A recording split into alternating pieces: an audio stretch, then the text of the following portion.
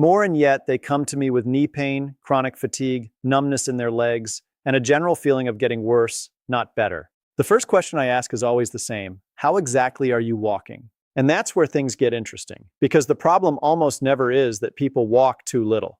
The problem is that they walk wrong. And wrong walking isn't just wasted effort. It actively destroys your joints, wrecks your posture, overloads your cardiovascular system, and drives chronic inflammation through your tissues. 15 years of practice, I see this picture over and over again. Subscribe and hit like right now. What you're about to hear, nobody's going to tell you at your next appointment.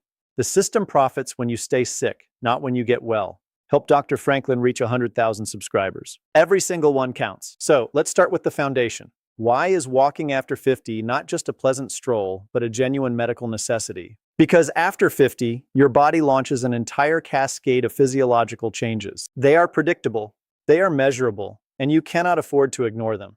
The first change, muscle mass begins to disappear.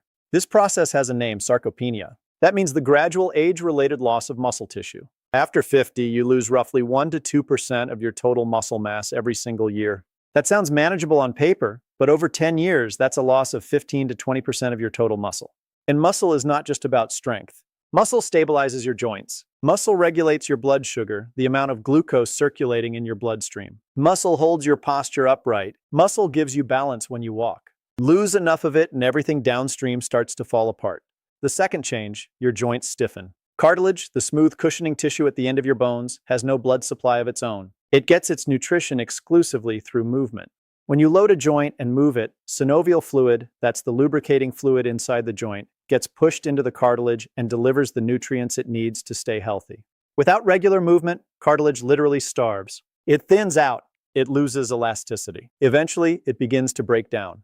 That breakdown is what we call osteoarthritis. And it is not inevitable, but you can absolutely accelerate it with the wrong habits.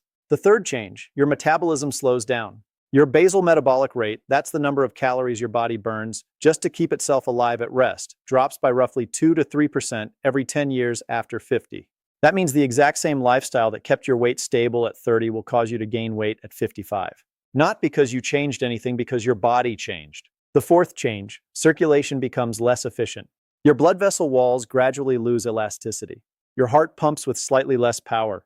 Peripheral circulation, meaning blood flow to the legs, the feet, the small vessels, deteriorates.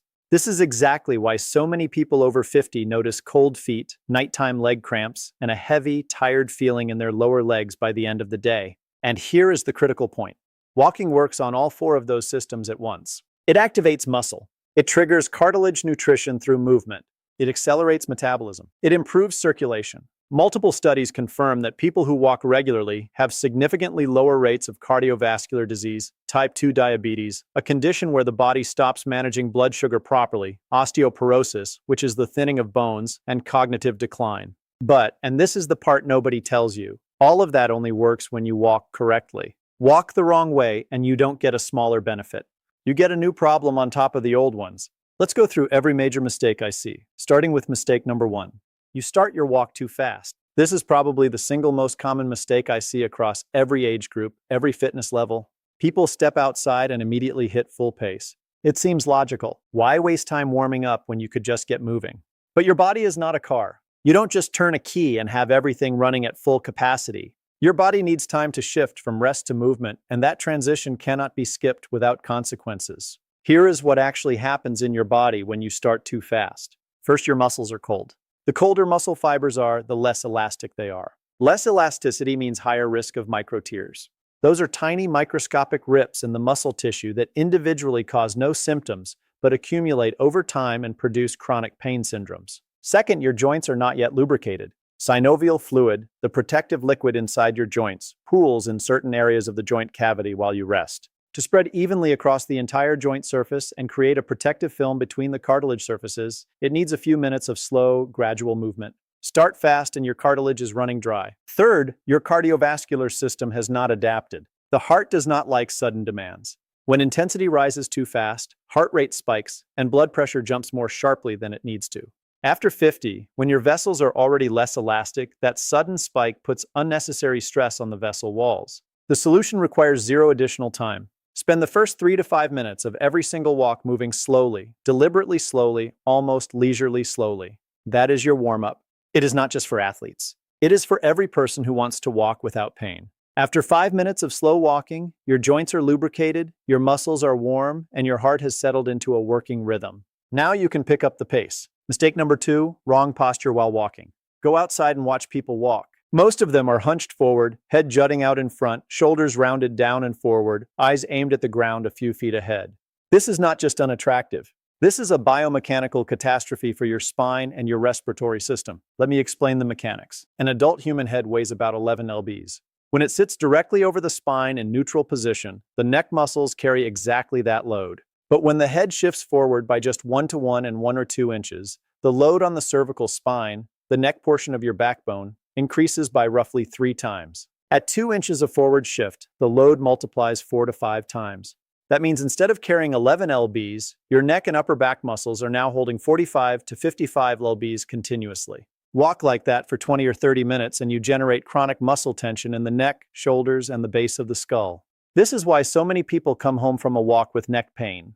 It is not a draft. It is not old age. It is posture. The second hit lands on your lungs. When your chest is compressed and your shoulders are rolled forward, your diaphragm, the primary breathing muscle, a dome-shaped muscle below the lungs, cannot fully descend. Your lungs cannot fully expand. You breathe shallow, using only the top portion of your chest. Your body receives less oxygen than it should. Less oxygen means less energy for your muscles and your brain. You walk for 30 minutes and feel like you walked for an hour. People blame this on age or poor fitness. The real culprit is posture. There's a third consequence that almost nobody mentions. Bad walking posture disrupts the entire biomechanical chain. Head forward, the lower back compensates with an exaggerated arch, the pelvis tilts, the knees begin operating at the wrong angle, the load on your knee and hip joints increases. Not because you are old, because of one specific correctable mechanical error. How to fix it? Picture a thin thread attached to the top of your head, pulling you gently upward. This does not mean straining or forcing yourself tall. It simply means allowing your spine to decompress and straighten. Shoulders relaxed, drawn slightly back, not a military stance, just your natural anatomical position. Eyes forward on the horizon, not at the pavement. Chin parallel to the ground, chest open. In this position, your lungs work at full capacity, your neck carries no excess load, and your spine distributes weight the way it was designed to. Mistake number 3, the wrong shoes. This is the topic people pay the least attention to. Shoes are the last thing anyone thinks about when choosing a walking route or deciding how long to go. That is a serious mistake because for your joints, there is nothing more important than what sits between your foot and the ground. 2 things happen with age that make footwear critically important. First, the fat pads on the soles of your feet thin out. These pads existed as natural shock absorbers. They soften the impact of your heel hitting the ground with every step. Now that natural cushioning is diminished, that means your shoes must pick up the slack. If they don't, every ground impact travels straight up the chain: ankle, knee, hip, lower back. Second, the muscles and ligaments of the foot weaken with age. The arch of the foot can begin to collapse. This is called acquired flat foot. Flat foot changes the entire load angle on the knee, shifts the axis of the hip joint, and increases spinal stress. Good shoes with proper arch support can meaningfully slow that process. What you need in a walking shoe. First, adequate cushioning in both the heel and the forefoot. The sole must be soft enough to absorb impact, but not so soft that your foot sinks without support. Second, arch support. This does not mean a rigid insole. It means the inner shape of the sole follows the natural anatomy of your foot and prevents the arch from collapsing inward. Third, a flexible sole in the front portion.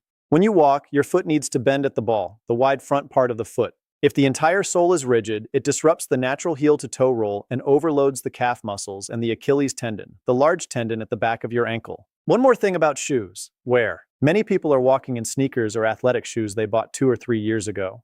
The outside may look perfectly fine, but the cushioning materials in the midsole, the layer between the outer rubber and the inner lining, lose their shock-absorbing properties long before the shoe looks worn. If you walk regularly, replace your walking shoes approximately once a year. That is not a commercial pitch. That is osteoarthritis prevention. Mistake number 4, you walk rarely, but for long distances when you do. This is an extremely common pattern. People are busy during the week, so they take one long walk on the weekend, an hour, sometimes 2. They come home tired, feel virtuous, and consider it their weekly fitness requirement. From a physiological standpoint, this approach is fundamentally wrong.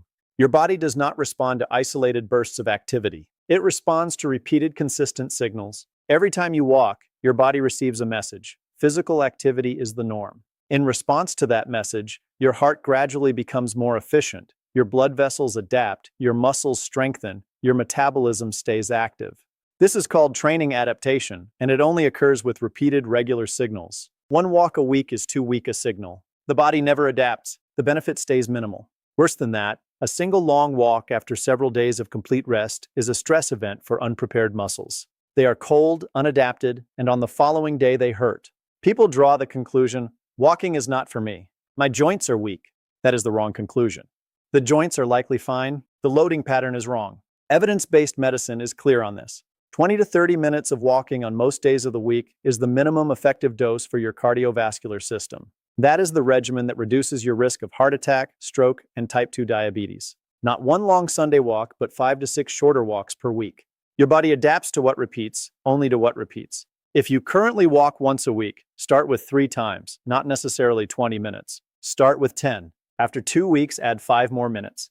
Gradual progression here is not weakness. It is strategy. Mistake number 5, your arms are motionless while you walk. Most people either hold their arms stiff at their sides, let them hang, or shove them in their pockets. It seems comfortable. In reality, it strips away a significant portion of walking's benefits and disrupts movement mechanics. Here is why.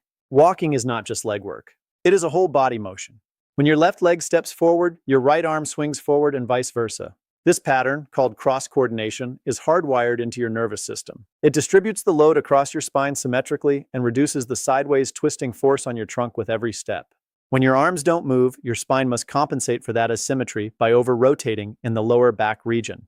For people who already have lower back issues, this can trigger pain. Second point, arm swing recruits the muscles of the shoulders, chest, and upper back.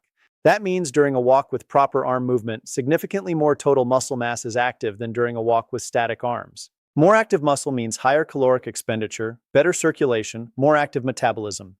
The exact same distance walked with proper arm swing delivers a stronger physiological effect. Third point, arm movement sets rhythm and improves coordination. This becomes especially important after 50, when coordination gradually declines. A steady rhythmic arm swing helps maintain a consistent stride and reduces the risk of losing balance. How to do it correctly.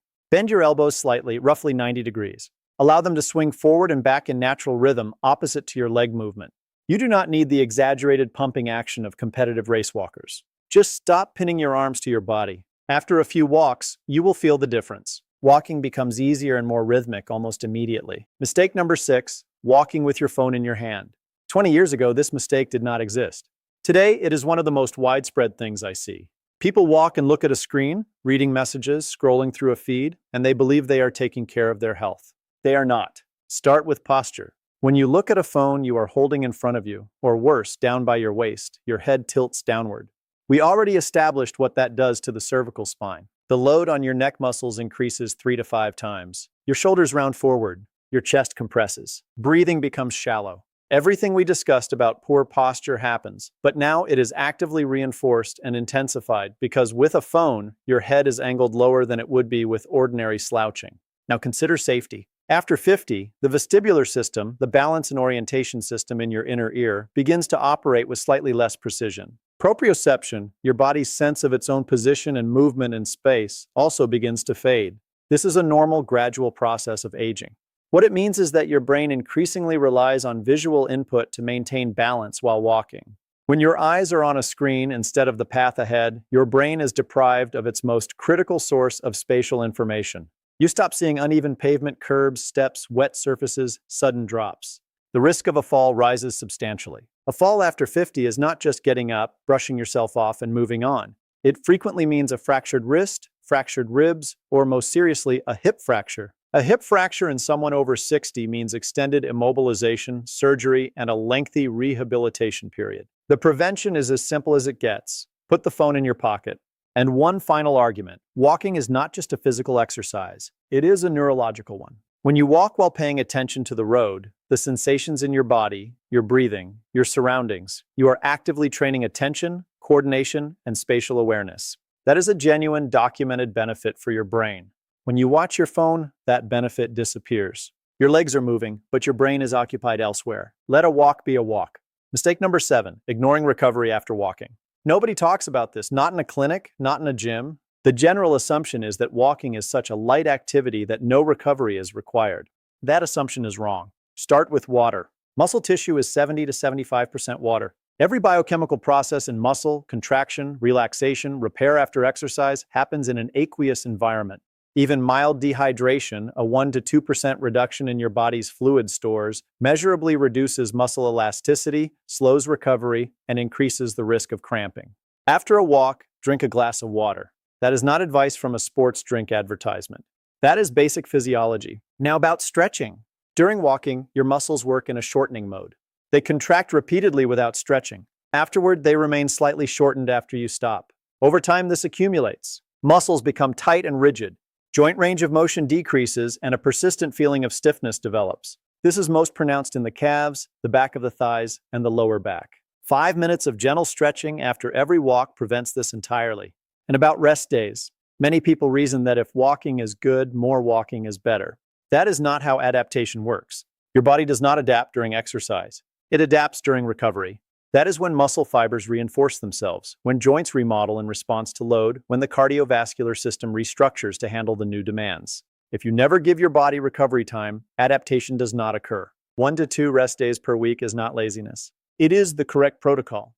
Think of your walk not as an isolated exercise, but as part of a system: movement, water, stretching, rest. Only as a complete system does it produce durable, long-term results. Now here is an important clinical observation that ties everything together. All 7 of these mistakes carry different levels of risk depending on your age. The damage caused by poor posture, worn-out shoes, and missing recovery time is 2 to 3 times more serious after 50 than it is at 30, because the resilience of your joints, blood vessels, and muscles decreases over time. The same mistake your body forgave at 30 without consequence will generate real symptoms at 55. How old are you? Write it in the comments. I want to know which age group this material hits closest to home for, so I can focus future content on exactly where you are right now. Now, a clear practical conclusion. Here's exactly what to do after watching this one. Adopt the slow start rule. The first 3 to 5 minutes of every walk, slow pace only. No exceptions. This costs you 0 additional time. You are simply starting slower. 2. Check your posture right now. Stand up, straighten your spine, draw your head gently upward. Release your shoulders and ease them slightly back.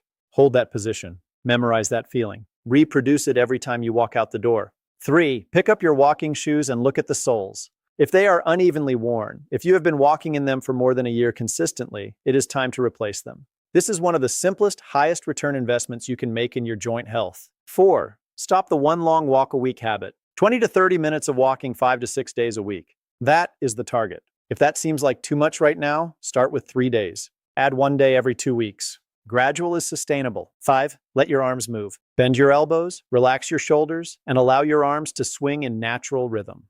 Take them out of your pockets. 6. Phone goes in your pocket for the entire walk. No exceptions. If you need audio, music, a podcast, use earbuds. Just keep the screen out of your hands. 7.